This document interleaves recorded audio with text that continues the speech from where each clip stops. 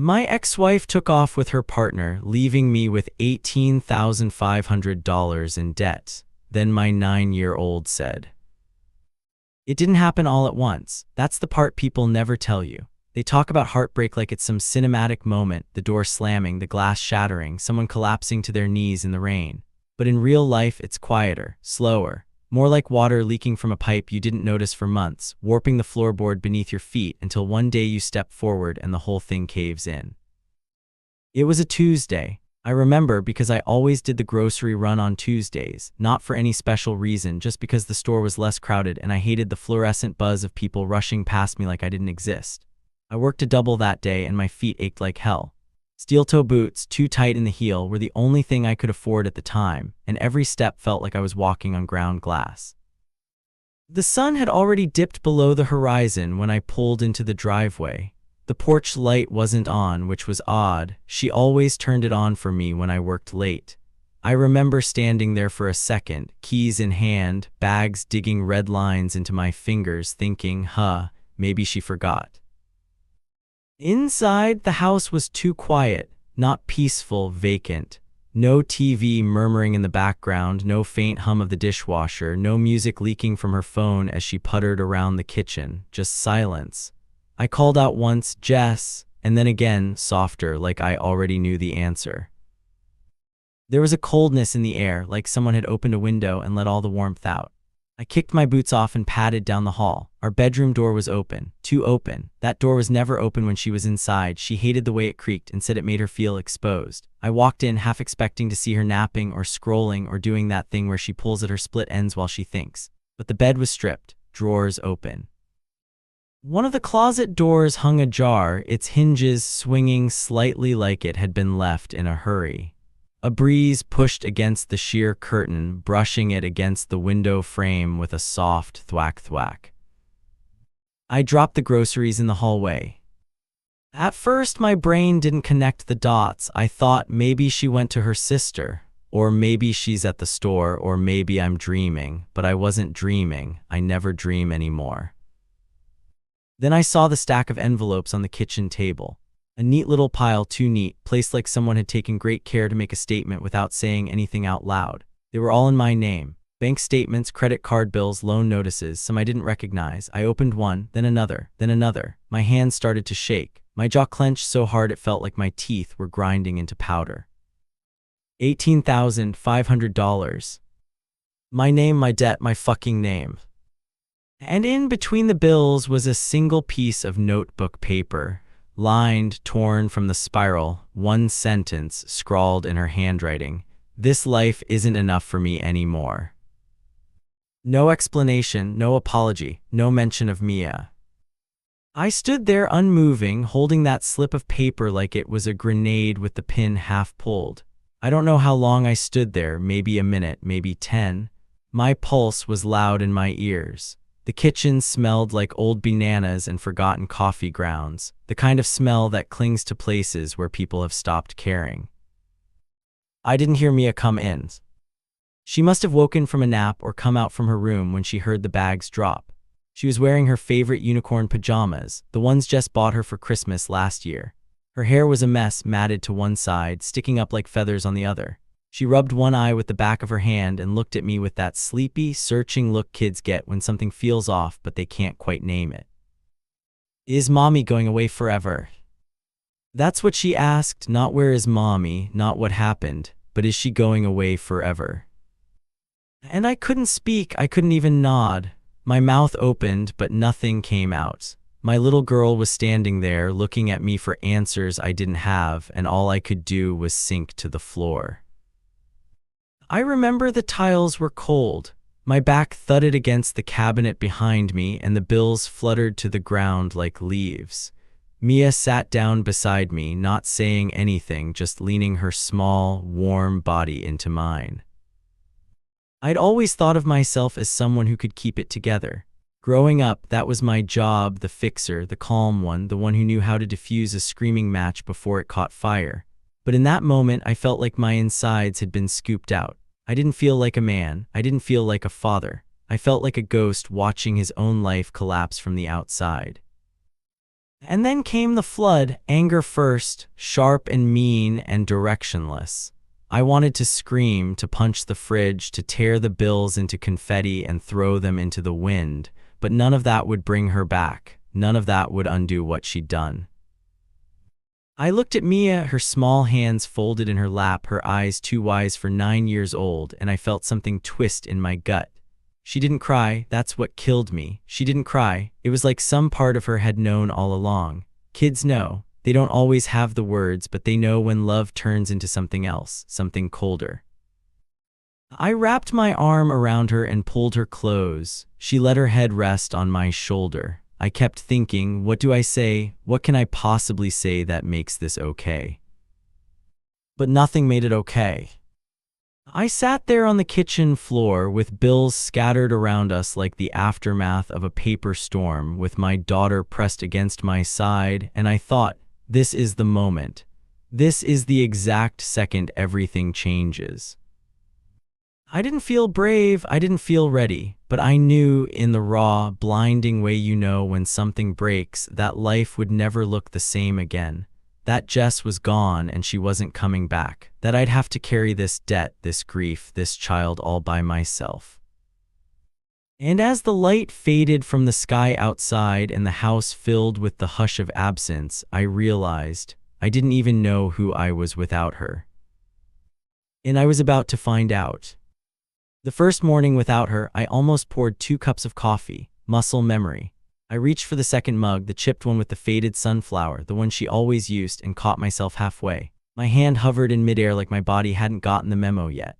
I stood there for a second, then shoved the mug to the back of the cupboard, as if putting it out of sight would erase the instinct, the grief, the goddamn hope. Hope is a stubborn parasite.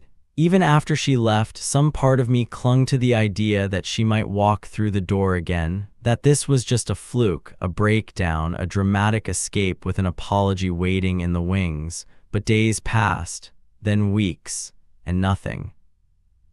The nights were the hardest. Mia would cry in her sleep sometimes, not loudly, just soft whimpers like her body was mourning for her in ways her mind couldn't process yet. I'd sit on the floor next to her bed, listening, useless, wondering if I should wake her. But what would I say? What comfort could I offer her when I couldn't even sleep without dreaming of empty chairs and unanswered questions? I started bringing my work boots into the bedroom, sleeping with them next to the bed, like I needed a reminder that I still had to show up somewhere, still had to be someone. I took on every shift they offered me at the warehouse, back-to-backs, overnights, Saturdays, didn't matter. The hours blurred into each other. My hands were always sore, my back never stopped aching, but pain was easier than thought. Pain didn't ask questions. The bills kept coming. Every envelope felt like a slap, her signature, her purchases, her little lies that now belonged to me. I called the companies, pleaded, argued. Cried once, humiliated myself in front of a stranger who said in a tone of robotic empathy, "Unfortunately, sir, you are liable." Liable. I was liable for someone else's escape. Lewis was the only one at work who seemed to notice I was falling apart. Big guy, quiet, he didn't ask questions, didn't pry, just started handing me an extra sandwich at lunch. Turkey and cheese, no mustard, exactly how I liked it. I never told him that. One day I asked, "Why are you doing this?" He shrugged and said, "You look like someone who hasn't eaten on purpose." He wasn't wrong. Mia tried to be brave, that's the worst part. She tried. She would make her own lunch in the mornings, wearing that oversized unicorn hoodie, using way too much peanut butter on stale bread. She'd draw pictures for me, these messy, beautiful things covered in stars and crooked stick figures holding hands. She never drew her mother.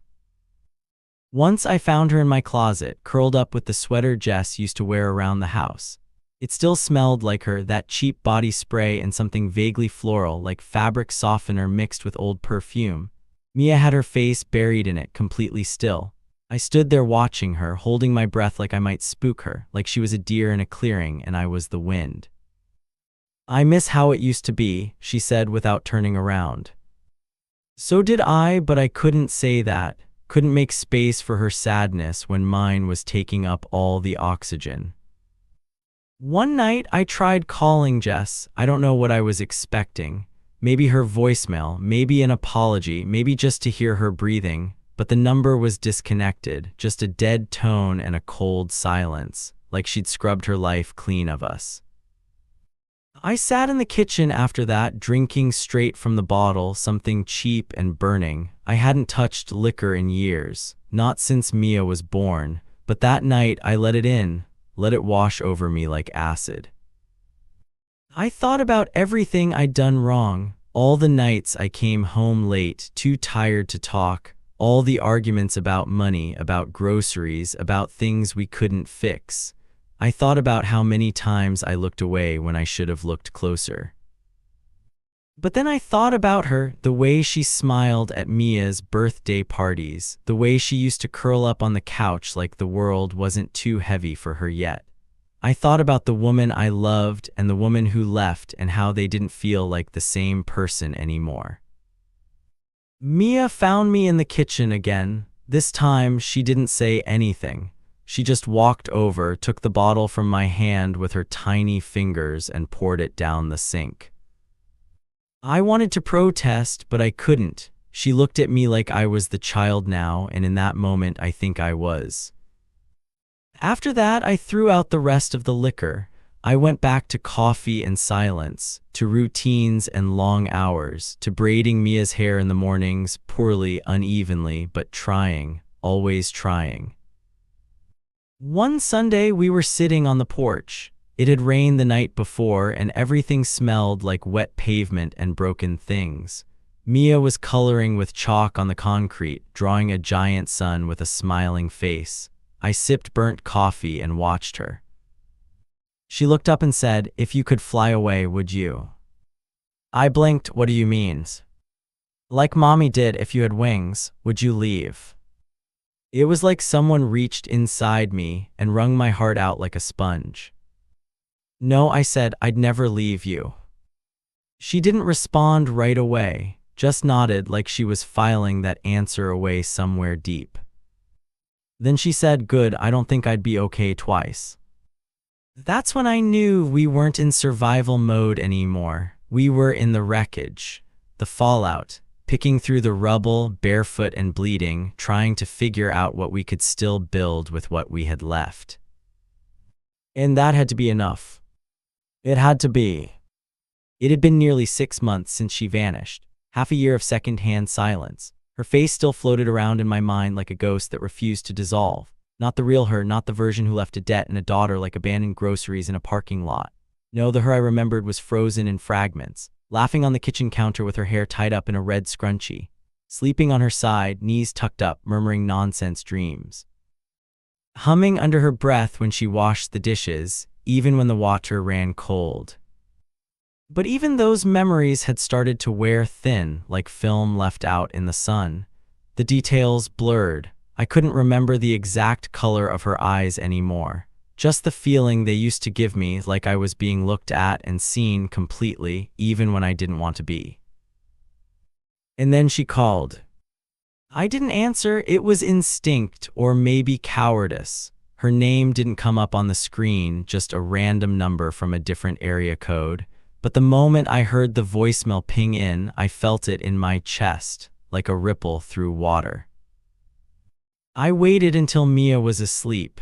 Then I sat in the bathroom, locked the door, and pressed play. Her voice cracked as it played through the tiny speaker. "Hey, I wanted to check in, see how Mia's doing. I know I don't deserve that, but I think about her. I think about you too. I'm sorry for everything. I'm sorry." Click. That was it. No number to call back, no return address, just a ghost trying to rattle the doorknob. I must have listened to that message 10 times in a row.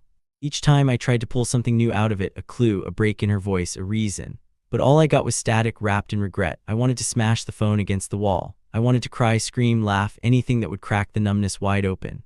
But I didn't. I just sat there, cross-legged on the tile floor, the voicemail echoing in the background like a lullaby gone sour. That night, I dreamed I was in the old apartment again, the one we lived in before Mia was born. The dream version of Jess was different, younger, softer, barefoot in an oversized hoodie, smiling like she hadn't done in years. She sat on the couch, folding a baby onesie. I asked her where she'd gone. She didn't answer. She just looked at me with this unbearable sadness and said, "You were always better without me." I woke up with my throat tight and my chest hollow. The next day, Mia found the voicemail. I didn't know how long she'd been standing there, phone in hand, her thumb hovering over the screen like she wasn't sure if pressing play would make things better or worse. She called, she asked, her voice thin and even. I nodded. When? A while ago. She sat on the floor without looking at me, her back straight, her face empty. I don't want her to call, she said. I want her to come. Then a beat, but I know she won't. There it was, the truth, spoken not in anger or sadness, but in that unbearable clarity only kids are brave enough to say out loud. I sat down next to her. We didn't touch, we didn't cry. We just sat, two people tangled in the same invisible thread, finally realizing no one was coming to untie it. That was the confrontation, not with her, not even with the voicemail, but with the part of myself that had still been waiting quietly, foolishly. The part that still replayed the sound of her laugh when the apartment was quiet, still half expected a key turning in the door. That part died quietly beside my daughter that day. No drama, no yelling, just a quiet, final breath of a hope I hadn't even admitted was still living inside me. After that, something shifted. The air between Mia and me changed, not in a bad way. It was like we finally acknowledged the missing piece, and now we could start rearranging the furniture around the empty space. A few days later, she asked me, "Do you think I look like her?" I paused before answering. You have her eyes, but you've got your own everything else. She smiled just a little, but it was real. That night, I stood in front of the mirror. I looked older, not just tired, aged.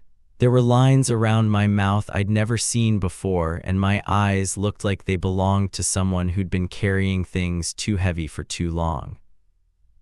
I looked myself in the face and said out loud, "You didn't deserve this, but you're still here."